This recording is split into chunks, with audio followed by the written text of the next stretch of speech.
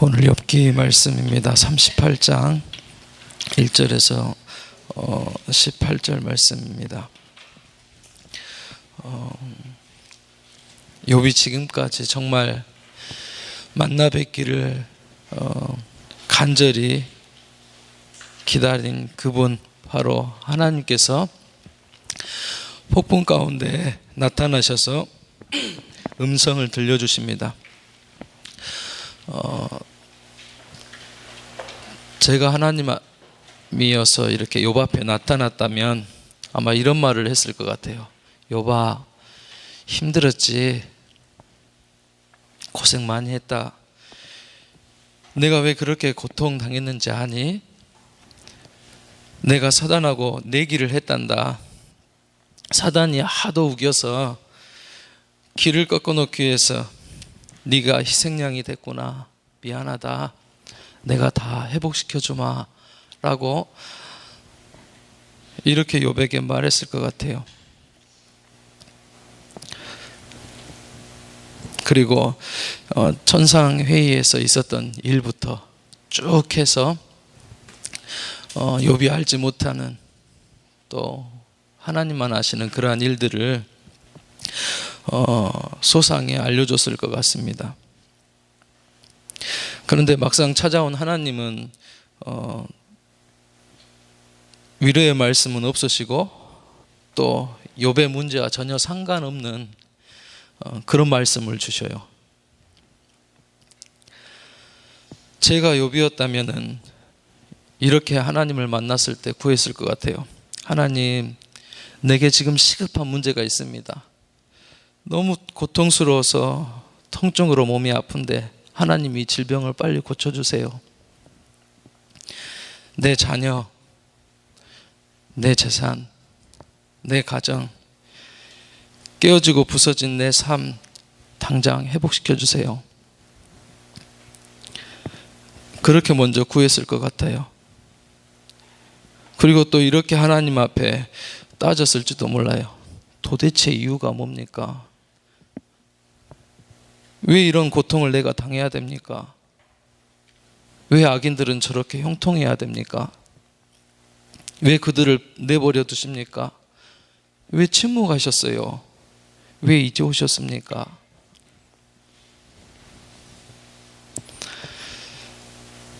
욥은 지금 이 고통의 해답을 듣기 원합니다. 그래서 하나님을 간절히 찾고 기도했던 욥을 봅니다. 그런데 하나님은 다른 말씀을 하셔요. 어떤 말씀을 하세요? 광대한 우주 전체에 대한 얘기를 하세요. 창조했던 하나님의 사역을 얘기하세요. 그리고 만물의 근원에 대한 이야기를 하십니다. 하나님이 하신 일들, 우주 만물에 관한 그런 이야기들을 이 욥에게 들려주시는 거예요. 욥은 지금까지 친구들하고 많은 얘기를 나눴습니다. 그 내용들을 하나님이 다 듣고 계셨죠. 지금 욥에게 나타나서 하나님은 만나주시고 음성을 들려주시지만 하나님은 어때요? 욥이 친구들하고 말하고 있을 때에도, 고통스러워 밤을 지샐 때에도 하나님은 욥의 사정과 형편을 다 알고 계셨고 그가 하는 소리들, 하나님 앞에 올리는 기도들을 다 듣고 계셨습니다. 그러면서 2절에 보니까 하나님 말해요. 무지한 말로 이치를 어둡게 한 자가 누구냐라고. 욥의 무지를 깨우쳐 주시는 거죠. 욥은 당장 내게 있는 급급한 문제들이, 내 고통이 해결되는 것이 먼저라고 생각할 수 있는데 하나님께서는 그것보다도 하나님이 창조하신 섭리에 대해서 얘기하고 계시는 거예요. 장미꽃을 알고 싶어요. 그러면 사람들은 뭘 봐요? 그냥 5월 달에 핀 장미꽃을 가서 보면은 이게 장미구나 그냥 알 수 있겠죠. 씨를 보거나 막 줄기를 연구하고 그러지 않을 거예요. 보석을, 수정이라는 보석을 사람들이 보아도 그것을 알고 싶으면 직접 원석을 보면 알 수 있을 거예요. 막 성분을 쪼개는 것이 아니라 그것들은 다 된 그렇게 모습을 보고 알 수 있겠지만 사람은 어때요? 사람은 몰라요. 그렇게 봐서는. 지금 되어진 모습을 가지고는 얘기해서 평가할 수가 없어요. 그래서 어때요? 부모님을 보고 살아온 환경을 보고 어린 시절을 보고 그가 어려움 당한 것, 고통 당한 것, 지금까지 노력하고 수고한 것들을 다 봐요. 그들의 조상까지 봐요. 배경까지. 하나님이 왜 욥에게 이렇게 창조에 대한 얘기를 들려주실까? 욥이 지금 듣고 싶어하는 얘기는 하나님의 음성은, 하나님의 응답은 내 고통의 이유고 내가 잃어버린 그런 것들에 대한 회복인데 왜 하나님께서 이런 말씀을 하셨을까? 그러면서 4절에 보니까 땅의 기초를 세울 때 얘기합니다. 6절에도 주초를 얘기해요. 주춧돌을 얘기해요. 또 모퉁이 돌은 누가 놓았느냐라고 그렇게 말합니다. 그건 다 하나님이 놓으셨죠. 욥은 그곳에 있지 않았습니다. 이 창조 사역은 하나님이 하신 거예요. 하나님의 영역입니다. 인간도 사람도 하나님이 만드시고 창조하셨잖아요. 이게 무슨 말입니까? 하나님이 우리 인생의 기초가 되신다는 말씀입니다. 하나님이 우리 인생의 주춧돌이 되신다는 말씀입니다. 세상과 우리를 창조하신 분이 누구십니까? 하나님이십니다. 이스라엘 백성들을 그래요. 출애굽했잖아요. 구약에 보면 모세를 통해서 출애굽시킨데 이스라엘 백성들에게 하나님이 모세를 통해서 말씀을 주시는데 어떤 말씀을 주셔요? 처음에 창세기 말씀을 주시는 거예요. 그 모세 오경이라고 하잖아요. 출애굽한 백성들에게 하나님을 소개하면서 얘기하는 거예요. 그게 바로 창세기, 출애굽기, 레위기, 민수기 이렇게 얘기하는 것을 볼 수가 있어요. 왜 그 이스라엘 백성들에게 하나님을 소개하고 또 사람을 어떻게 만드셨고 창조했던 그런 사역을 말씀하셨을까요? 바로 하나님께서 주인이시라는 거죠. 하나님께서 내 삶의 주권자가 되신다는 그런 말씀입니다. 세상의 기원이 또 이런 창조의 질서가 또 그런 하나님의 구원 사역이 욥 너는 지금 하나님의 영광을 위해서 창조된 피조물이라고 지금 하나님께서 말씀하시는 것입니다. 5절에 보니까 도량법을 정하시고 줄을 그 위에다 띄우셨다라고 말합니다. 도량법이라는 것을 사전에서 찾아보니까는 용적, 면적, 크기, 이런 넓이, 범위, 규모 이런 뜻이 이런 것들을 총칭해서 일컫는 말이 도량이라고 그렇게 말하더라고요.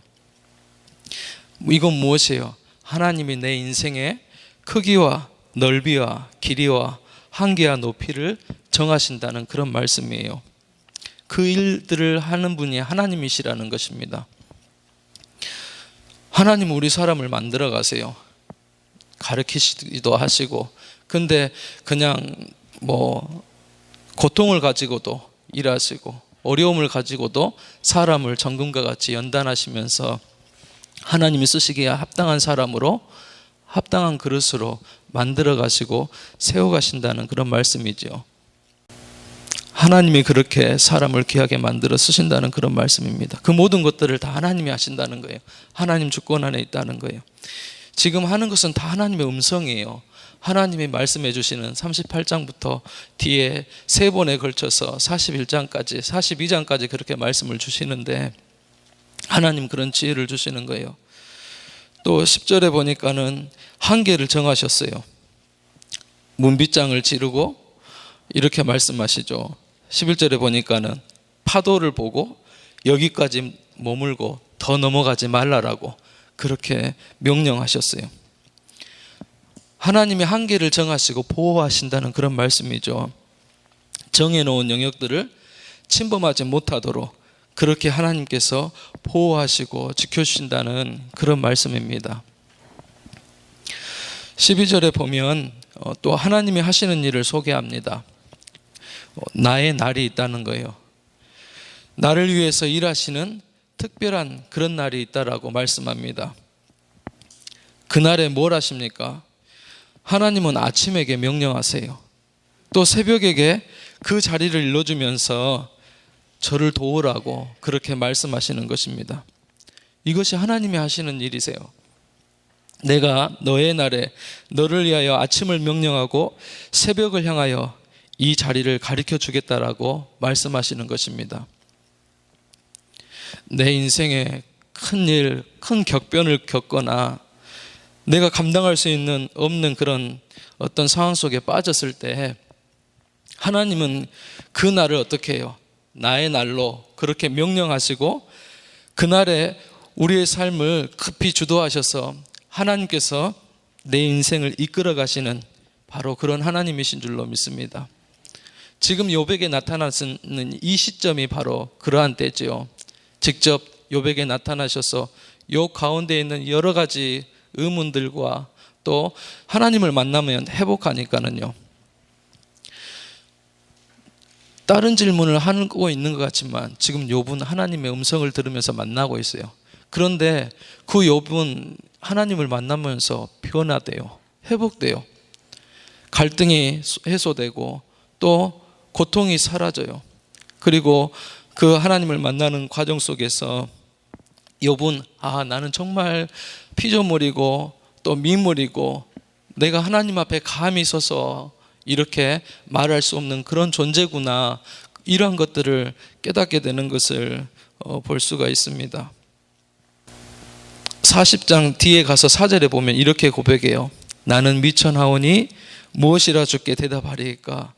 손으로 내 입을 가릴 뿐이로소이다 라고 그렇게 고백합니다. 나는 미천합니다. 나는 하나님 앞에 드릴 말씀이 없습니다. 내가 이제 입을 다물고 말을 안 할 테니까 하나님께서 말씀하십시오라고 그렇게 사람이 달라진 것입니다. 이제는 함부로 떠드는 것이 아니라 하나님 앞에 그렇게 부끄러워하는 사람이 되었습니다. 42절 2절에 보면 또 이렇게 고백해요. 주께서는 무소불능하시오며 무슨 경영이든지 못 이루실 것이 없는 줄 아오니라고 그렇게 말합니다. 이제 하나님의 음성을 듣고 주님을 만나고 보니요, 바로 하나님은 무엇이든지 다 이루시고 하시는 그런 전지전능하신 분이라는 것입니다. 무엇이든지 다 경영하시고 또 이끌어 가시는 그런 분이라는 것을 고백하는 것입니다. 또 42절에 5절에 6절 보니까 이제는 주를 배움나니 내가 스스로 하나고 티끌과 제 가운데서 회개하나이다 라고 이제 하나님 앞에 부지 중에 했던 그런 경솔함과 또 실수들, 모든 죄들을 다 회개하며 돌이키는 모습을 봅니다. 하나님은 그의 회개와 또 제사를 받으시고 공경해서 돌이키시잖아요. 이렇게 바로 하나님을 만나는 이 순간이 욥은 어떻게 되는 거예요? 회복하고 있는 순간이고 힘을 얻고 있는 순간이고 그 마음의 모든 갈등과 번뇌들이 해결받고 치료받는 그러한 시간이라는 것입니다.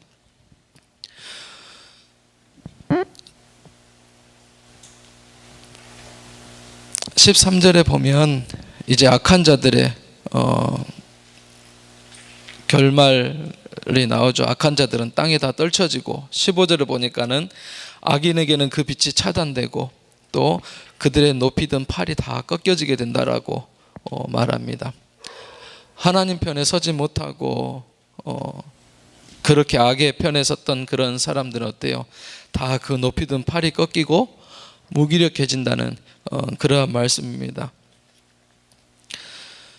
하나님은 이렇게 삶의 기초를 만드셨습니다. 그리고 우리의 삶을 테두리로 그렇게 두르시고 한계를 정하시고 우리를 그렇게 보호하십니다. 그리고 우리가 의롭게 살 때 우리를 구원하신 하나님은 반드시 하나님의 의인을 축복하셔서 또 하나님 앞에 더 귀하게 세우십니다. 그리고 악한 자는 마지막 때 반드시 심판하십니다. 18절에 보면 사람의 지혜는 한계가 있다라고 그렇게 말씀하죠.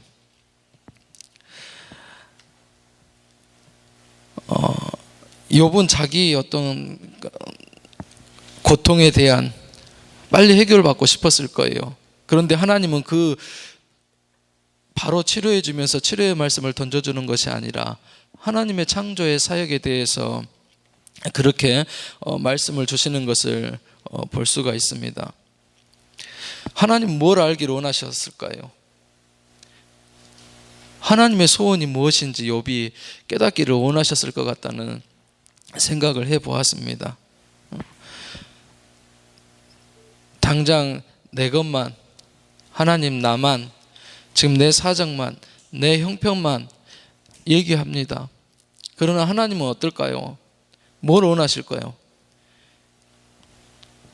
그 형편과 처지와 사정을 통해서 연단받고 변화되는 것도 중요하지만은 하나님이 우리를 향하신 그런 어떤 소원들, 또 하시고자 하는 그런 뜻들, 또 말씀해 주시고자 하는 그런 것들이 이런 고통 속에는 서려져 있다는 것입니다.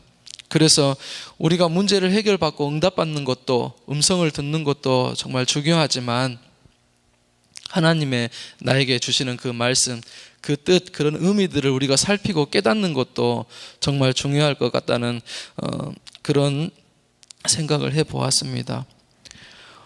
오늘 이렇게 하나님께서는 욥에게 그 뿌리가 무엇인지, 근원이 무엇인지, 또 어디에서 너가 왔는지 하나님은 그렇게 보게 하십니다. 말씀을 통해서 다시 한번 하나님 앞에 선 욥의 모습으로 이 새벽에 기도하기를 원합니다. 정말 내가 하나님 앞에 어떻게 지금 서 있는지, 그리고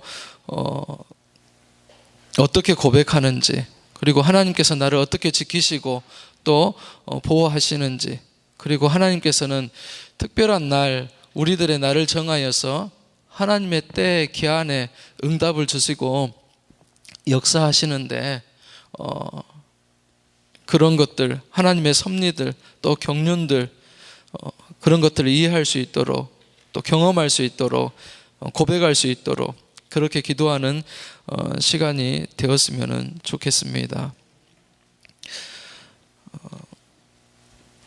이 새벽에도 기도할 때 하나님이 함께 계시다는 것, 하나님이 듣고 계시다는 것, 또 하나님이 일하시고 계시다는 것을 꼭 잃지 않았으면 좋겠습니다. 그리고 정말 하나님께 드리는 기도, 그리고 그 기도 속에서 나에게 말씀하시는 것이 무엇이지, 하나님이 소원하시는 것이 무엇인지 그것도 헤아릴 수 있는 우리가 되었으면 좋겠습니다. 기도하시겠습니다.